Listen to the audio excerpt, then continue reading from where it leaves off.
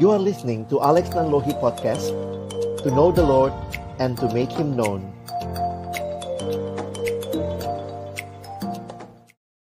Mari sebelum membaca merenungkan firman Tuhan kita berdoa.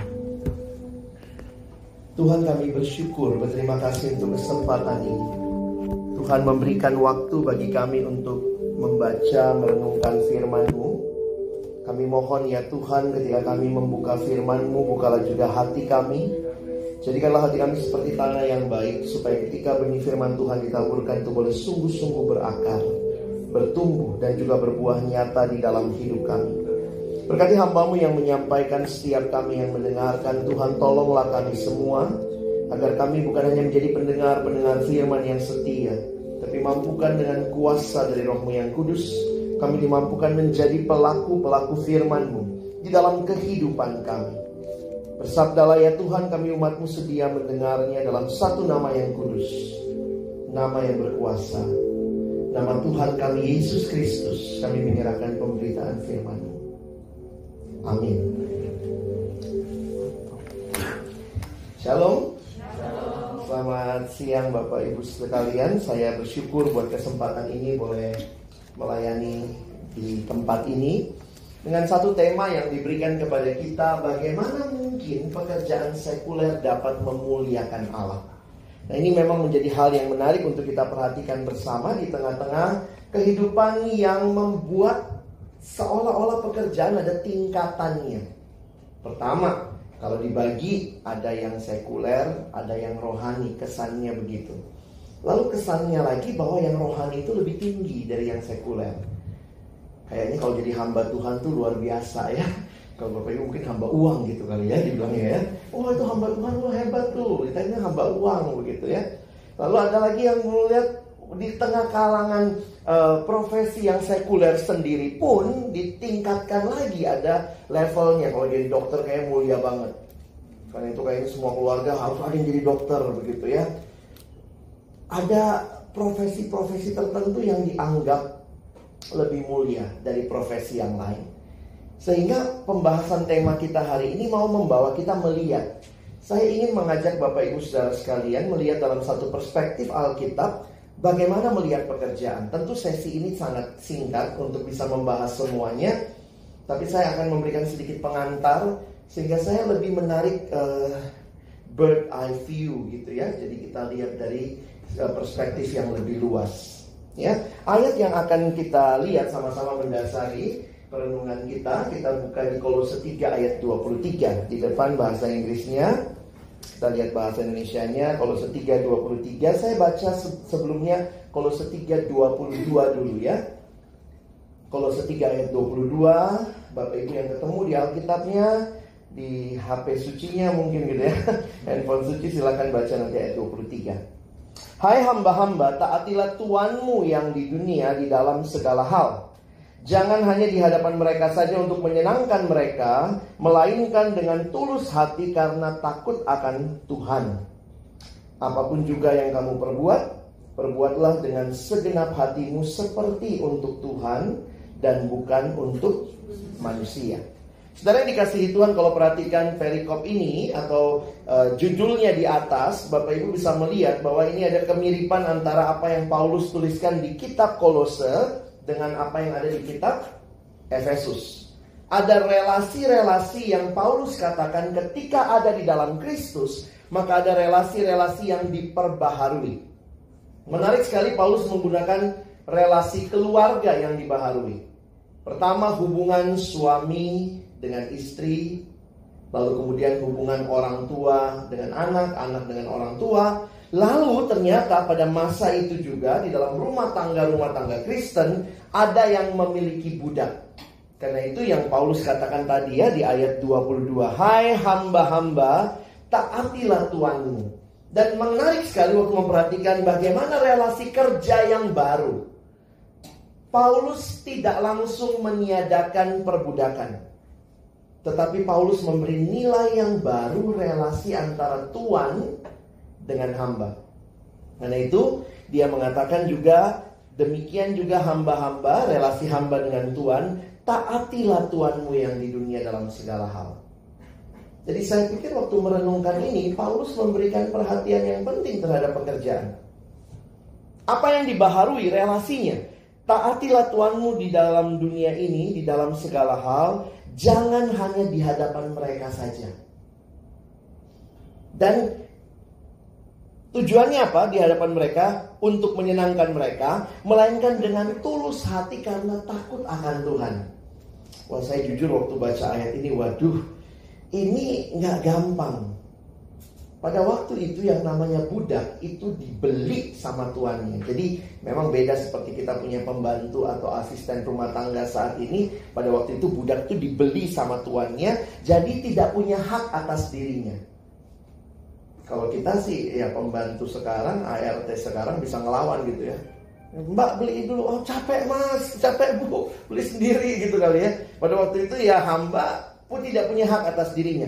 Dan menarik sekali dikatakan, taatilah Tuhanmu, jangan hanya di hadapan mereka untuk menyenangkan hati mereka. Coba kita nanti bawa ke dalam relasi kerja kita juga ya. Kadang-kadang kalau depan bos semua jadi manis gitu ya. Dan bos juga sudah terbiasa dimanis-manisin gitu. Sehingga kalau ada yang agak cemberut, bosnya bingung gitu. Saya bos loh gitu ya. Jadi ya banyak orang yang bisa pakai berbagai macam topeng di depan atasan. Dan apa yang diberikan gambarannya ini ya. And whatever you do, gitu ya, work hardly as for the Lord and not for men. Jadi ada perspektif pekerjaan yang baru yang Paulus berikan. Sehingga saya harus katakan sebenarnya sudah terjawab tema kita gitu ya. Karena Paulus tidak sedang bicara kepada hamba Tuhan. Dia bicara kepada hamba yang bekerja pada tuan-tuan yang pada waktu itu menjadi pemilik mereka. Tetapi Paulus mengingatkan punya perspektif yang benar, yang baru dalam relasi itu. Nah, mari kita coba sekarang berpikir tentang pekerjaannya dulu begitu ya. Saya ingin ajak Bapak Ibu Saudara melihat tentang pekerjaannya. Nah, seringkali kita juga ditanyakan pertanyaan ini ya, apa arti hidup? Ada yang bilang memang hidup itu tergantung kepada apa yang saudara lakukan. Makanya kalau orang Inggris bilang, katanya pepatahnya bilang time is money. Ada yang bilang no, time is not money, time is life. How you spend your time will define who you really are. Kalau hari ini nongkrong, besok nongkrong, lusa nongkrong, minggu depan nongkrong, bulan depan nongkrong, dibilangnya anak nongkrong.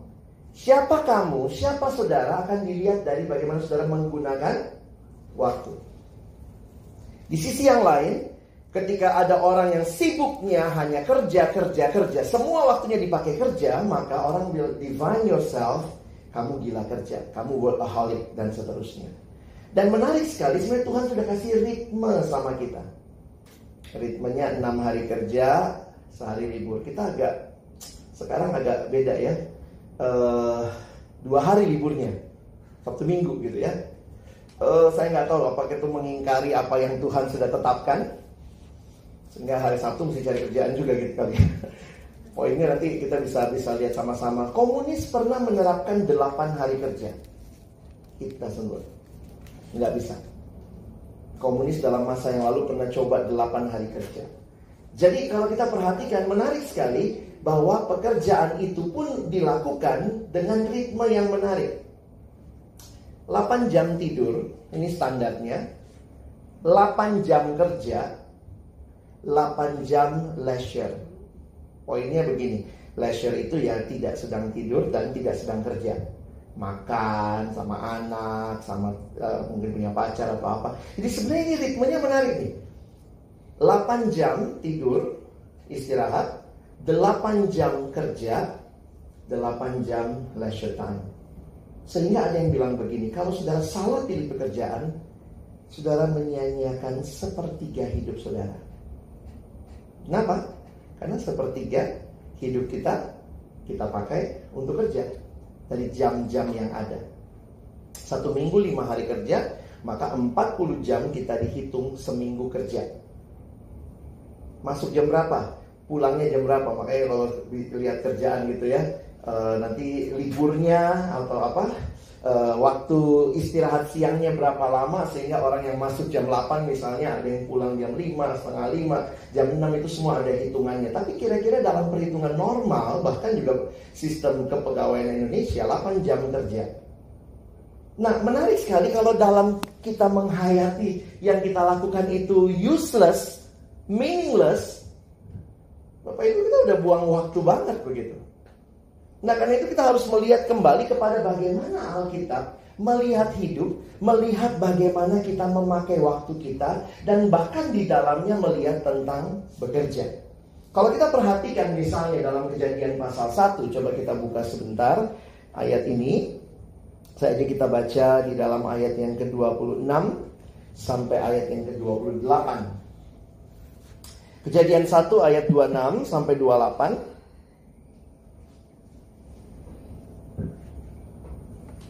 Mari kita baca bergantian. Kalau sudah ketemu, pria baca 26, wanita baca 27, kita sama-sama baca 28 ya. Pria baca 26 dulu karena kami dicipta lebih dulu. Nanti dosa kan wanita dulu ya. Oke. Baik, 26 ya, pria dulu. 1, 2 ya. Berfirmanlah Allah, baiklah kita menjadikan manusia menurut gambar dan rupa kita, supaya mereka berkuasa atas ikan-ikan di laut dan burung-burung di udara dan atas ternak dan atas seluruh bumi dan atas segala binatang melata yang merayap di bumi. Wanita. Allah menetapkan manusia itu menurut gambarnya, menurut gambar Allah diciptakannya dia, laki-laki dan perempuan diciptakannya mereka. Sama-sama. Allah memberkati mereka, lalu Allah berfirman kepada mereka, beranak cuculah dan bertambah banyak, penuhilah bumi dan taklukkanlah itu, berkuasalah atas ikan-ikan dan burung-burung di udara. Saudara yang dikasihi Tuhan, sejak awal Allah menciptakan kita, ada satu fakta yang menarik yang kita harus ingat. Ketika Allah menciptakan kita, kitab Kejadian ini mencatat awal mula segala sesuatu, termasuk awal mula manusia. Maka Alkitab mengatakan bahwa manusia dicipta segambar dan serupa dengan Allah. Kenapa ini jadi penting bagi kehidupan kita? Karena Allah yang dicatat di awal Alkitab adalah Allah yang bekerja. Dia bekerja 6 hari lamanya. Puncak karyanya adalah manusia di hari yang ke-6. Ada yang nanya, kalau puncak karyanya kenapa nggak dicipta di hari yang pertama? Kalau dicipta di hari yang pertama mau hidup di mana? Bumi belum berbentuk dan kosong, roh Allah melayang-layang. Justru Allah siapkan semuanya dan manusia dicipta. Dialah puncak ciptaan Allah. Manusia dikatakan image of God. Gambaran image of God ini memberikan kepada kita satu pemahaman, kita itu mirip dengan Allah. Kita itu serupa dengan Allah. Kata image, kalau Bapak Ibu Saudara perhatikan, ini sebenarnya kan gambar ya. Bahasa Indonesia menerjemahkannya gambar dan rupa. Saya sering pelayanan ke anak-anak sekolah di SMP, SMA. Dan satu waktu saya datang ke satu SMP, saya ajarkan konsep gambar Allah. Lalu saya lihat di depan kelas kan selain burung Garuda ada siapa berdua tuh? Presiden sama wakil presiden. Saya tanya sama mereka, mana presiden kita? Terus semuanya nunjuk itu. Saya bilang, kalau itu presiden kita, numpang tanya di sekolahmu ada berapa presiden? Karena tiap kelas punya satu. Itu bukan presiden, itu cuma gambarnya. Tapi itu bukan cuma sekedar gambar, bukan gambar biasa, itu gambarnya presiden. Jadi pada saat kita mengerti konsep manusia adalah ciptaan Allah, manusia dicipta segambar dan serupa dengan Allah. Ingat, manusia bukan Allah. Tetapi manusia bukan sekedar ciptaan biasa, karena manusia diciptakan menggambarkan Allah. Jadi ini jadi hal yang menarik gitu ya. Ada juga ditanya gitu, pacar lo mana? Langsung buka dompet, ini pacar gua. Gila, tipis sama pacarmu gitu ya. Itu cuma fotonya, saudara ya. Bedakan. Sehingga sejak awal manusia harusnya sadar tempatnya. Dan yang menarik adalah karena dia dicipta segambar dan serupa dengan Allah, maka tugas yang harusnya, ini saya pakai bahasa yang lebih lugas saja, tugas yang harusnya tugasnya Allah dipercayakan kepada manusia. Siapa yang harusnya memenuhi bumi, menaklukkan bumi? Kan Allah ciptakan bumi ini. Tetapi Allah memberikan mandat kepada manusia untuk melanjutkannya. Sehingga ada hukum alam. Begitulah terjadinya. Allah memakai hal-hal yang di luar hukum alam. Tetapi kemudian setelah itu Allah memberikan hukum alam. Tuhan hebat ya. Pernah nggak Tuhan ciptakan manusia tanpa laki, tanpa perempuan? Pernah kan? Namanya Adam. Pernah nggak Tuhan ciptakan manusia hanya pakai laki? Pernah. Namanya Hawa. Makanya katanya Hawa kan dicipta dari Adam gitu ya. Nah itu Tuhan ciptakan di luar hukum alam. Makanya katanya Hawa wanita yang paling bahagia ya. Gak punya mertua. Jadi kalau kita perhatikan, tapi kemudian setelah itu pernah gak Allah ciptakan manusia pakai laki, pakai perempuan?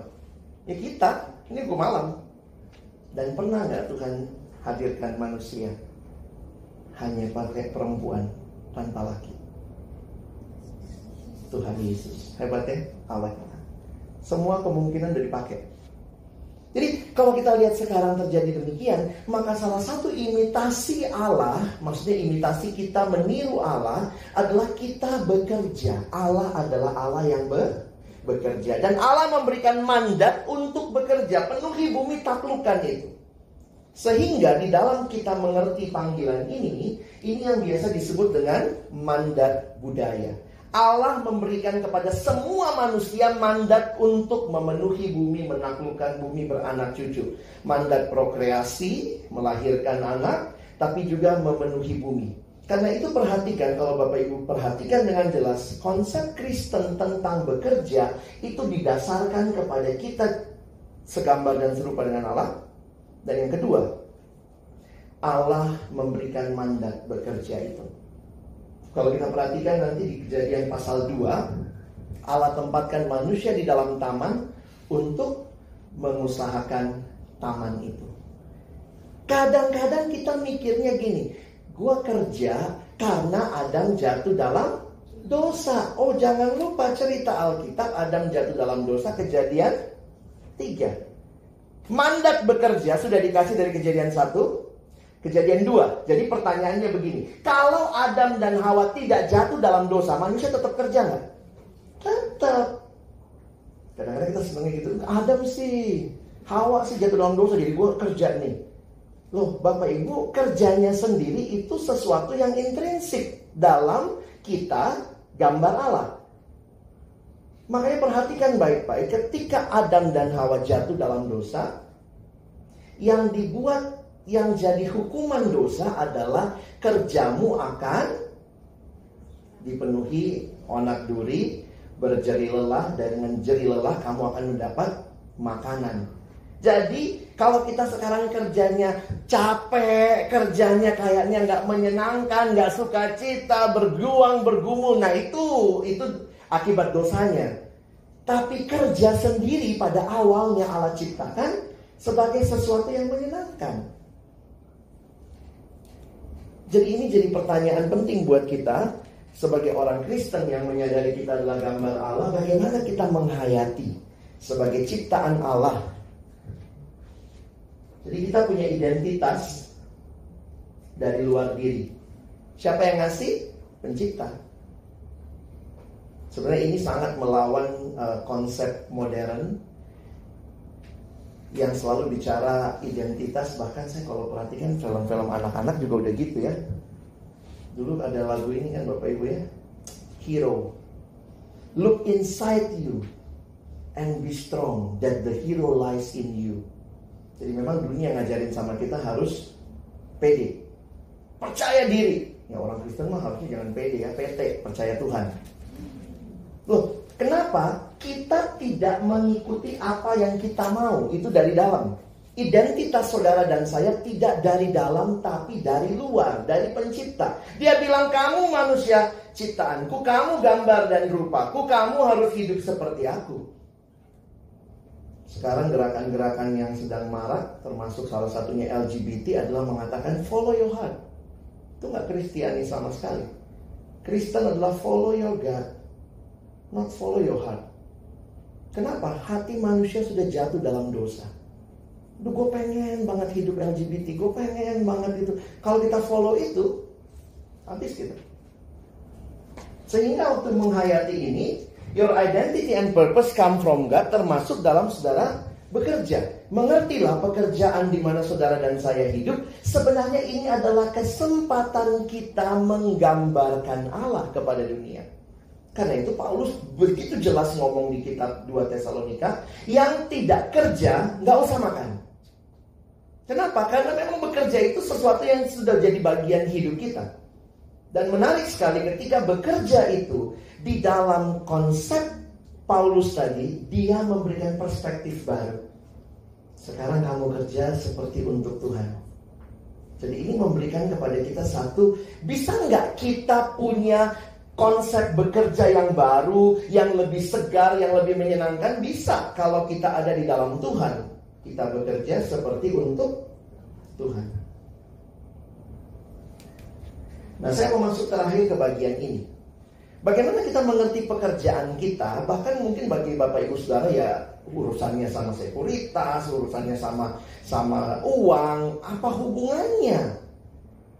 Nah, saya melihat di dalam kita menghayati penghayatan pekerjaan kita, baiknya kita lihat cerita. Kenapa saya katakan cerita?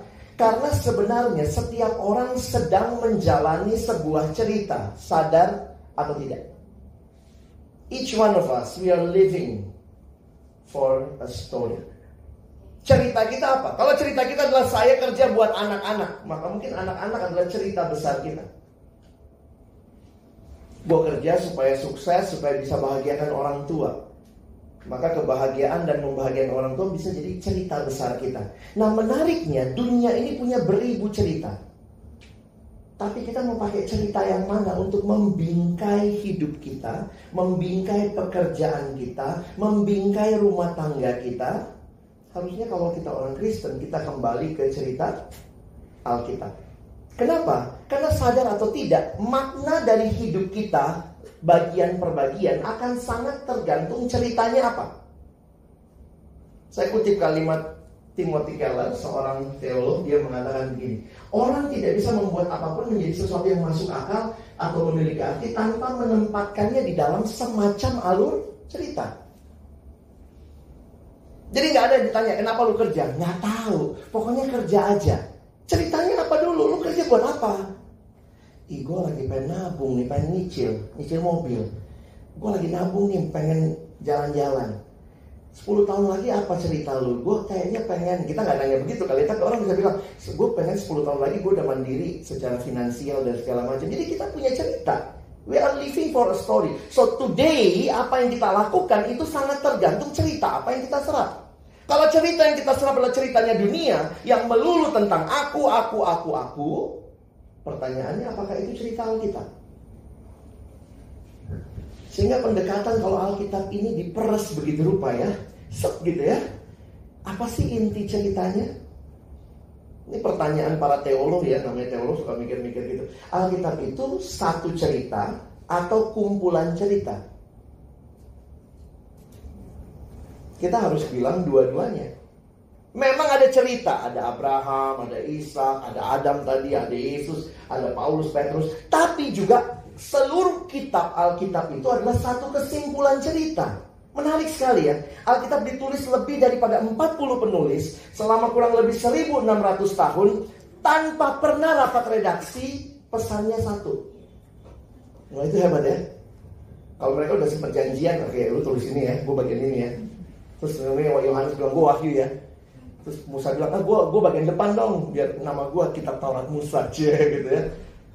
Tapi mereka gak pernah janjian. Itu menunjukkan bahwa ada penulis besar, yaitu ternyata Allah sendiri. Sehingga kalau kita coba tempatkan the big story of the Bible. What is the big story of the Bible? Bapak Ibu Saudara bisa melihat the big story of the Bible. Saya pilih dari buku ini ya. Seorang dosen yang saya kagumi, Christopher Wright, dia mencoba menggambarkan dengan 6 babak. Dia bilang kalau Alkitab itu diperes begitu rupa, kita dapat cerita 6 babak. Dia buat dalam bentuk ini, gampang diingat. Ya kalau orang nanya Alkitab lu apaan sih? Bapak Ibu ingat ya gambar ini ya. Menjelaskan Alkitab dalam kurang lebih 1 menit. Cerita pertama, creation, penciptaan. Allah mencipta. Cerita kedua, yang dicipta itu jatuh dalam dosa. Lalu ada panah ke depan. Inilah janji yang Allah berikan melalui para nabi di perjanjian lama. Puncaknya digenapi di dalam Yesus Kristus. Tapi jangan lupa Yesus pulang kembali ke surga dulu. Dia janji akan datang kedua kali. So what is our part? Ini yang disebut mission. Dan terakhir, Tuhan pasti datang kembali, new creation. Kalau ini cerita yang membingkai hidup kita, maka kita selalu punya harapan. Kenapa? Karena Yesus saja bangkit dari antara orang mati, apa sih yang gak mungkin? Nah, jadi menarik untuk memperhatikan, saudara sepupu kita, agama seberang juga punya cerita yang sama ya. Karena dia pakai kitab kita sih. Dia cuma gak punya yang mananya. Dia gak punya nomor 4. Kita punya itu, makanya itu kabar baik yang harus kita ceritain. Karena dia udah tahu ceritanya, cuman kurang pengikatnya gitu loh. Kita dapat di dalam Kristus. Sekarang Bapak Ibu Saudara ada di nomor berapa? Kita sekarang hidup di nomor berapa nih? Jadi sebenarnya lihat gambar ini, langsung aja kita bisa bilang my life is a mission. Ada yang bilang, oh enggak Pak, saya di nomor 2. Ada ya? Di samping cooler saya Pak, saya sempat selfie. Enggak ya? So, Bapak Ibu Saudara sekalian, bingkailah hidup kita di dalam pengertian ini. Ceritanya ini sebenarnya, ini ceritanya Allah. This is the story of God's kingdom. Makanya saya semakin sadar waktu mengerti ini Alkitab atau dunia ini ceritanya bukan tentang saya. Ini ceritanya tentang Allah yang kemudian dia melibatkan saya. Tidak ya? Kalau ini cerita saya, lalu saya libatin Tuhan, kita kan suka gitu ya. Tuhan ini proposal saya. Ya udah sekali-sekali datanglah. Kalau lagi gue susah, lu ikut ya. Tapi waktu mengerti the Bible, this is not our story. This is God's story yang melibatkan kita di dalamnya. Karena itu makin belajar sejarah kita jadi ngerti ya. Bahasa Inggris bagus ya. What is history? History is actually His story. Not your story, not my story, but His story. Sehingga respon kita waktu dilibatkan Allah di dalam kisah ini apa? Find your place in God's story. Apa kira-kira peran sekuritas di dalam kisahnya Allah bagi dunia ini? Kenapa? Kalau engkau berpikir terbalik, apa yang saya bisa dapatkan, apa yang saya bisa benefit, semuanya tentang saya, we miss the story. Tapi waktu kita bisa tempatkan pekerjaan di dalam cerita besar Allah, maka kita akan bisa melihat dan bersyukur, Tuhan, pekerjaan saya punya andil dalam ceritamu bagi dunia ini. Tuhan Yesus tidak pernah merendahkan pekerjaan, tetapi dia melihatnya begitu rupa. Satu waktu Yesus bilang gini sama orang ini, perumpamaan kan? Kenapa duitnya gak berkembang? Kasih kepada yang menjalankan uang. Itu kali peran saudara ya. Oh itu Alkitabiah loh. Salah satu profesi yang banyak dibahas kan juga selalu memungut cukai. Walaupun saudara memungut cukai ya. Tapi itu waktu saya baca, saya juga dulu, sekuritas kerjanya apa? Nipu orang, spekulasi. Tapi find your place, bahwa ada orang-orang yang untuk hidup, untuk bisa berlangsungnya ekonomi yang akan membenefit lebih banyak orang, sekuritas dibutuhin. Mungkin saudara cuma paperwork atau apa ya, ada yang bilang, Kak, saya kadang-kadang gak ngerti kerjaan saya, apa hubungannya saya? Ada temen dia bilang gini, gue jadi jegregator doang Kak. Maksudnya apa lu jadi jegregator? Masuk file, dikumpulin, jegregator dia. Terus saya pernah tanya sama satu pembicara, how do you define people yang kerjaannya cuman kesannya ecek-ecek banget gitu. Terus dia bilang begini, you know what? Persis kayak Allah. Hah? Waktu Allah awalnya memisah-misahkan langit, laut, cakrawala, air dikumpulin. Waktu kita sedang mengerjakan pekerjaan yang paling simple, we are imitating our Creator. Sehingga itu penting-penting. Bayangkan kalau bos dapat kertas yang piling, Pak, pilih sendiri Pak. Apa nggak keluar, saudara? Jadi poin saya adalah ternyata di dalam kita benefit untuk yang lain, kita bisa grateful untuk my part in God's big story. Mungkin bagian kita, ada juga yang saya pernah kerja di bank Bapak Ibu ya, sebelum pelayanan full time ya. Saya kira waktu kerja di bank itu ada pameran lah, kita lah yang jaga, anak baru kan. Berdiri dari pagi sampai sore, ya elah. Terus ngejar-ngejar orang di mall gitu, Pak, gitu. Saya berapa kali tuh, apa gitu ya. Makanya saya sekarang kalau lihat orang begitu di mall, saya langsung, aduh, itu gue dulu. Nolak dengan sopan, makasih, thank you, nggak ada duit gitu. Tapi poin saya adalah kita hanya bisa menghargai semua pekerjaan adalah bagian dari sebuah karya Allah bagi dunia ini. Karena Tuhan mau manusia mengalami satu kehidupan yang baik. We are on a mission from God. Ini bukan misi kita, ini misinya Allah. Dan kita participating in God's mission. Sehingga kadang-kadang kalau saudara bisa mengerti ini, saya pikir jangan merendahkan pekerjaan sendiri ya. Dan jangan juga merasa kayaknya kurang rohani gitu. Bagi saya akhirnya setelah mengerti kisah Allah ini, semua pekerjaan rohani. Tidak ada yang sekuler sebenarnya. Kalau kita mengertinya di dalam perspektif kerajaan Allah. Tentu pekerjaan yang baik ya. Jangan bilang, oh kalau gitu pelacur juga sekuler Pak. Rohani itu Pak. Memberikan kesenangan pada orang ya sudah nggak tepat begitu ya. Tapi pekerjaan yang benar, yang dilakukan membangun banyak orang, itu jadi cara Tuhan menggenapkan rencananya bagi dunia ini. Sehingga saya harap saudara bisa kembali bekerja, punya semangat yang baru, punya cara pandang yang baru. Kadang-kadang gue S1 gila di sini cuman bagian pisah-pisahin file gitu ya. Kadang-kadang kita suka ngerasa emang kalau S1 mesti ngapain gitu. Mau jadi pimpinan, naik aja paling atas gedung dada-dada gitu ya. Saya pikir iya ya, ini ya cara Tuhan menolong kita. Kiranya pemahaman ini menolong saudara bisa makin melihat rencana Allah. Amin. Mari kita berdoa. Tuhan, terima kasih banyak kesempatan kami belajar dari firman-Mu, melihat cerita-Mu. Ampuni kami yang seringkali mungkin hanya menghidupi cerita kami sendiri. Semuanya tentang kami. Sehingga seringkali kami akhirnya merasa kami tidak mendapatkan apa yang kami mau. Tapi waktu kami membingkai kisah hidup kami di dalam Engkau, terima kasih kami melihat.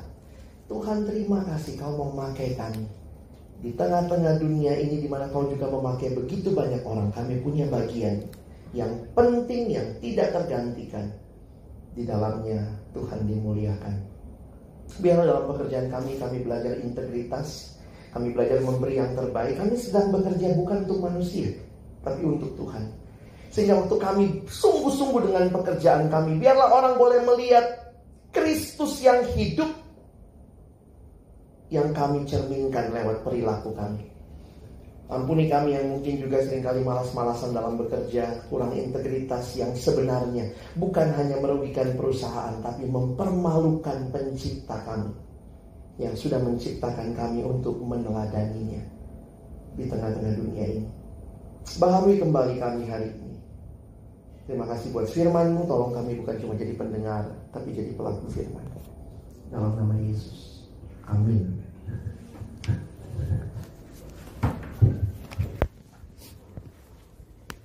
Terima kasih Bapak Pendeta. Ibadah telah selesai. Setelah ini kita akan makan siang. Makan siang akan segera dibagikan dari kami. Untuk